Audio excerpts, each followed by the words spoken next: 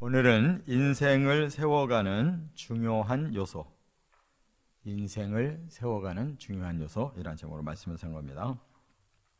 우리 사람들은 자기 인생을 좀 더 좋고 아름답게 이루어보고자 열심히 노력을 합니다. 그러나 사람에게는 한계가 있어요. 본래 유전되어 내려오는 죄성이 있고 우리 자신이 또 악한 본능을 가지고 살기 때문에 사람의 힘으로 노력으로만은 우리 인생이 바르게 세워져 갈 수가 없습니다. 그래서 오늘 본문에 하나님이 주신 아주 중요한 몇 가지 요소가 인생을 변화시키면서 세워가라고 이렇게 교훈을 하셨어요. 중요한 것은 우리 힘으로 해보려고 하는 그런 헛된 노력은 우리가 기울여서는 안 됩니다. 하나님이 주시는 중요한 거, 그것으로 우리 인생을 변화시켜 가면서 점점 세워가야 되는 거예요. 그것을 깨닫는 사람이 성도고, 성도의 인생은 점점 세워가는 열매가 맺는 줄 믿으시기 바랍니다. 그 첫째가 15절부터 17절에 보면 하나님이 주신 지혜와 지식으로, 하나님이 주신 지혜와 지식으로 인생을 세워가야 된다 하는 겁니다. 먼저 여기 두 가지를 비교하고 있어요. 사람의 방법에 이제 한계가 뭔가를 보여주고, 그 다음에 이제 하나님의 방법을 말씀하는 건데, 사람은 자기 힘으로 뭔가를 이제 하려고 하는데, 그 중에 하나가 여기 16절에 보면 이런 말씀이 있어요. 사람의 선물은 그의 길을 넓게 하며 또 존귀한 자 앞으로 그를 인도하느니라. 언뜻 들으면 이게 정답일 것 같죠. 사람이 선물을 잘하면 그 선물의 그 좋은 영향이 그가 가고자 하는 길을 넓게 열어주고, 또 존귀한 자 앞에까지 가서 끈이 연결된다, 이렇게 말하는 거거든요. 그러니까 언뜻 보면 맞아요. 그런데 이 번역에 이 선물이라고 한 이 단어가 진짜 선물이냐가 중요한 거죠. 마탄이라고 그러는데 선물이라고도 하지만 이 단어가 어디서 왔느냐 하면은 나탄이라는 단어에서 왔어요. 상납이라는 뜻이에요. 상납. 왜 상납할 것 같아요? 높은 사람이 하도 귀하고 존경스러워서 상납을 한다면 모르지만, 이 상납이라는 건 바친다는 뜻이거든요. 높은 사람한테 바친다. 왜 바치겠어요? 자기한테 뭔가 유익을 줄 수 있는 사람이기 때문에 그 영향력을 받으려고 바치는 거예요. 그래서 이것을 다른 말로는 뇌물이라고 하는 겁니다. 뇌물. 사람은 이제 꾀가 많아요. 그래서 내가 어떻게 하면 출세하고 어떻게 하면은 윗사람한테 잘 보여서 내 인생을 승승장구하게 살까. 그 중에 하나가 뇌물이거든요. 뭔가 좋은 물질을 줘서 싫어할 사람이 없으니까 막 그런 걸로 선심을 얻으려고 하는 거죠. 길이 넓어지고 높은 사람 잘 만나서 막 탄탄대로 가면 좋겠죠. 근데 사람 뜻대로만 되는 게 아니라 그 말이에요. 그랬다가 뇌물 바친 거 들통나면은 그냥 땅바닥에 떨어지는 거예요. 그냥 정도를 걸어간 사람은 망하지 않지만, 이렇게 사심을 가지고 트릭을 쓰다가는 하루아침에 인생이 완전히 땅바닥에 꼬라지는 것을 우리가 깨달아야 돼요. 또 하나가 17절에 보니까 송사에는 먼저 온 사람의 말이 바른 것 같으나 그의 상대자가 와서 밝히느니라 그랬어요. 송사는 일방적일 수가 없는 거예요. 근데 이렇게 뇌물을 써서 송사를 했다. 그러면 잘 되는 듯 싶은 거예요. 나중에 정의로운 그 문제가 다시 벌거지면 어떻게 돼요? 굽게 했던 재판이 다시 똑바르게 끝나는 거예요.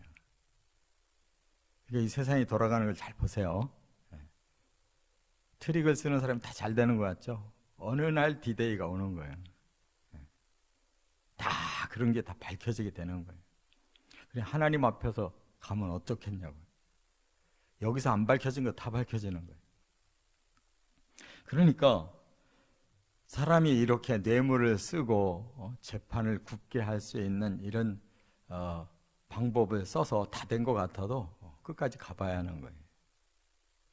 그것은 옳은 길이 아니기 때문에 문제가 되는 겁니다. 그럼 어떻게 살아야 되느냐? 바로 15절에 그랬어요. 명철한 자의 마음은 지식을 얻고 지혜로운 자의 귀는 지식을 구하느니라. 그러니까 결국 우리가 살아가는 방법은 하나님의 진리대로 살아가는 거예요. 그 하나님을 믿고 그 진리를 사모하면 하나님이 지혜를 주시잖아요. 그게 깨달음이거든요. 어떻게 사는 것이 올바른 것이구나 라는 깨달음이 와요. 이게 지혜가 생긴 거예요. 그러면 그 지혜는 우리의 삶의 명철로 나타나는 거예요. 영향력이. 명철이라는 말은 현명하게 모든 걸 분별한다는 뜻이에요. 옳고 그름을 분별해. 그런 길은 안 가는 거예요. 옳은 길로만 계속 가요. 그러면 그의 앞길이 좀 험할 거예요. 왜냐하면 세상은 워낙 트릭을 많이 쓰니까. 그러나 꾸준히 가면 결코 망할 일이 없어요. 그 사람은 자기가 옳은 길을 계속 간 결과 열매를 맺는 거예요. 그래서 이렇게 하나님의 진리를 통해서 지혜를 얻고, 이 지식이라는 말은 이 다크라고 그러는데, 이 말은 이제 그 깨달음의 능력이 삶의 능력으로 나타나는 거예요. 체험적인 재능을 말하는 거예요. 실질적인 그런 게 필요한 게, 바른 분별력을 하고 바른 재능을 가지고 살면 언젠가는 그것이 좋은 열매 맺는 것이다. 그래서 자꾸 머리 쓰지 말고 자꾸 사람 생각으로 굴리지 말고 하나님의 뜻이 뭘까? 하나님이 이 상황에서 뭘 원하실까? 그것만 자꾸 생각하고 그 방향으로 가면 탈이 없는 거예요. 할렐루야. 두 번째, 18절부터 21절에 보면 하나님이 내리신 결정. 우리가 뭐 어쩌고 저쩌고 아무리 결정 내려도 그게 끝까지 성사되는 거 아니에요. 하나님이 결정 내리신 것으로 성사가 되는 거예요. 결과적으로. 여기서도 두 가지로 지금 말씀하고 있는데, 사람의 노력엔 한계가 있다는 것을 19절, 20절에서 21절까지 말씀하고 있어요. 그래서 사람의 노력이 뭐냐? 노엽게 한 형제와 화목하기가 견고한 성을 취하기보다 어려운즉 이러한 다툼은 산성 문빗장 같으니라 그랬어요. 사람이 한번 삐뚤어진 거 그거 다시 바로잡기가 거의 불가능하다는 거예요. 노엽게 한 형제와 화목하기가 견고한 성을 취하기보다 힘들대요. 견고한 성을 내가 접수하려면 뭐 막강한 군사력이나 능력이 있어야 되잖아요. 그거보다도 더 힘든 게 화목해지는 게 더 힘들대요. 그래서 이러한 다툼이 일어난 후에 그게 해결되기는 산성 문빗장 여는 것처럼 힘들다, 그렇게 말했어요. 사람의 한계가 그거예요. 사람은 무서워요. 하나님은 용서해도 사람은 절대 용서 안 합니다. 너나 나나 똑같아요. 그냥 겉으로 참는 거지 속으로 용서하는 게 아니에요.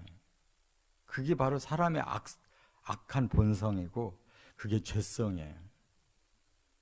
나한테 그렇게 잘못한 거 내가 배로 갚을 거니까 너 기다려. 그게 사람이에요. 그게 사람의 힘으로 못 푸는 거예요. 20절에 사람은 입에서 나온 열매로 배부르게 되나니 곧 그의 입술에서 나는 것으로 말미암아 만족하게 되느니라. 죽고 사는 것이 혀의 힘에 달렸나니 혀를 쓰기 좋아하는 자는 혀의 열매를 먹으리라. 일반적인 진리는 좋은 말을 하면 좋은 열매를 거둔다는 거예요. 그러나 나쁜 말을 하면 나쁜 열매도 거둔다는 거예요. 그거 모르는 사람이 어디 있어요? 그걸 다스릴 힘이 없는 게 문제지.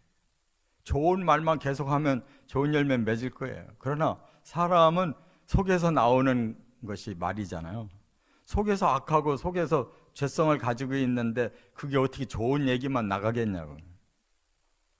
그러니까 사람의 입을 재갈 물리는 수밖에 없는 거예요. 그래서 입을 닫아라, 말을 아껴라. 그게 최선이잖아요. 그렇기 때문에 인생의 결정은 어디서 나오느냐? 여기 18절에 그랬어요. 제비 뽑는 것은 다툼을 그치게 하여 강한 자 사이에 해결하게 하느니라 그랬어요. 제비 뽑는다는 말은 하나님께 맡기고 결판을 내자 이렇게 하는 거예요. 그러면 제비를 뽑았는데 내가 원하는 대로 안 되고 저 사람이 됐어요. 그냥 순복하는 거예요.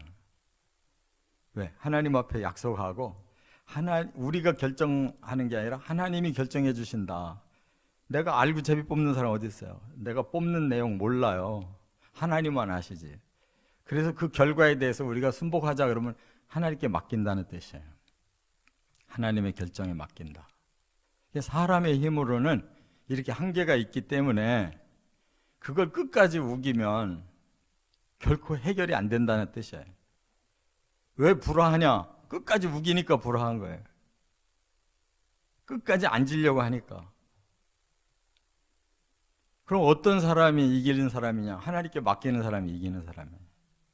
하나님의 결정에 난 따르겠다. 그냥 하나님 편에 서면 되는 거예요.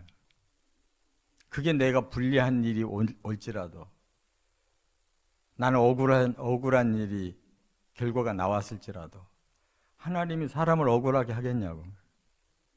끝까지 억울하게 만들겠냐고. 하나님을 믿고 맡겨야지.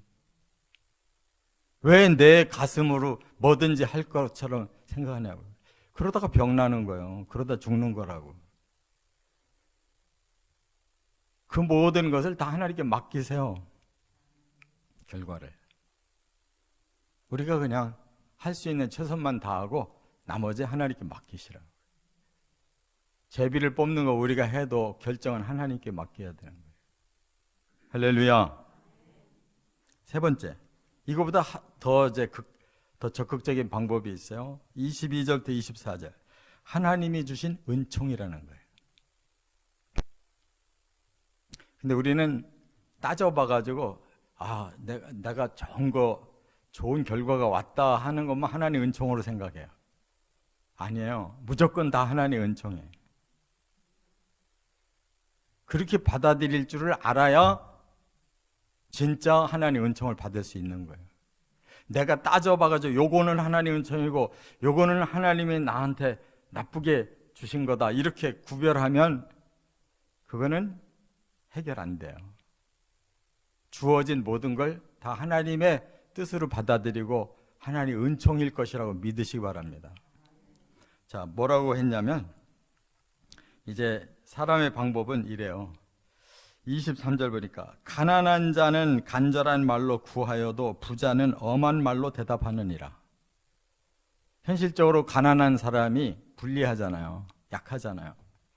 그러니까 부한 사람에게 돈을 빌렸든지 뭔가 얻어먹어야 될 때는 간절한 말로 할 수밖에 없잖아요.